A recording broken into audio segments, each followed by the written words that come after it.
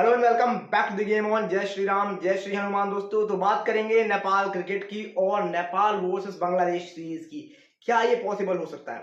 सभी एक्सपेक्टेशंस लगा रहे थे नेपाल वर्सेस अफगानिस्तान सीरीज के लिए, लेकिन इसी बीच जो बांग्लादेश क्रिकेट बोर्ड के प्रेसिडेंट है उनका एक स्टेटमेंट सामने आया है और वो स्टेटमेंट जो है वो नेपाल क्रिकेट के लिए बहुत बेहतर है। और शायद यहाँ पर फिर क्या कैन बोर्ड के और बांग्लादेश क्रिकेट बोर्ड के संबंध बेहतर हो सकते हैं और क्या यहाँ पर सीरीज पॉसिबल हो सकती है, उन चीजों को लेकर बात करेंगे। हम सभी को पता है कि वर्ल्ड कप में नेपाल ने क्या किया था, ऑलमोस्ट हरा दिया था अफ्रीका को और उसके बाद बांग्लादेश को 105 के करीब रोक दिया था। नेदरलैंड को भी क्लोज फाइट दी थी और ये तीनों ही मैच ऐसा लगा था कि नेपाल जीत सकती है। बट वो क्या होंगे ना, लैक ऑफ एक्सपीरियंस, वो चीज नेपाल को यहाँ पर खली थी और इसकी वजह से ही नेपाल वहां पर बेहतर नहीं कर पाया था।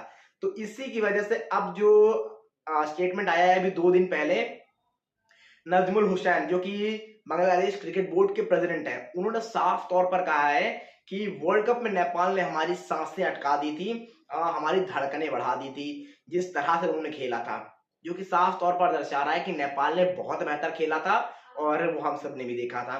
तो अगर ऐसा कुछ स्टेटमेंट आता है नेपाल बांग्लादेश क्रिकेट बोर्ड के प्रेसिडेंट का, तो अब यहां से चीजों को बेहतर करना शुरू करना चाहिए कैन बोर्ड को भी और बांग्लादेश क्रिकेट बोर्ड को भी आपस में। यहाँ पर कैन बोर्ड को भी बात करनी चाहिए कि अगर आपको हमारा खेल पसंद आया है और जिस तरह से हमारी टीम ने ग्रो किया पिछले कुछ टाइम से, तो क्या आप इंटरेस्टेड है हमसे सीरीज खेलने के लिए? और अभी तो हमको पता है कि फिलहाल जो सारे के सारे प्लेयर्स हैं नेपाल के, वो 3 बड़े प्लेयर आप कहोगे। कप्तान रोहित पौडल ही है उसमें, संदीप लामिछाने ग्लोबल हीरो है नेपाल के, उसके बाद दीपेंद्र सिंह यारी, ये तीनों ग्लोबल कनाडा लीग में जा चुके हैं। तो 11 अगस्त से पहले या फिर उससे 2-4 दिन पहले अगर फाइनल जाती है तो 11 अगस्त तक टीम, और नहीं जाती है तो मान के चलिए तब भी 10-9 अगस्त तक आप वहां पर फ्री नहीं होंगे। उसके बाद क्या आप एंड ऑफ अगस्त में या फिर सितंबर में उस सीरीज को होते हुए देख सकते हैं बांग्लादेश से?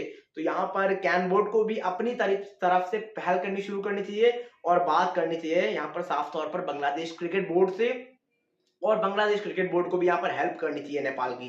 क्योंकि पहली बात क्या है, देखो आप एशिया रीजन में हो और एशिया रीजन में अगर बांग्लादेश खेलता है नेपाल से सीरीज, तो एशिया में क्रिकेट बेहतर होगा, पहली चीज। और दूसरी चीज, मैं सिर्फ पर्सनली नेपाल के लिए क्यों बोल रहा हूँ ये, क्योंकि बाकी टीमें भी है, ओमान है, यूएई है। यूएई को आप फिर भी देखोगे कि तो उनके पास अपने खुद के प्लेयर है, बट आप ऑन दी अदर हैंड जब ओमान को देखोगे ना, तो ओमान के प्लेयर्स जो है अलग अलग कंट्रीज के हैं, उस तरह से क्रिकेट के लिए पैशन नहीं है वहां पे।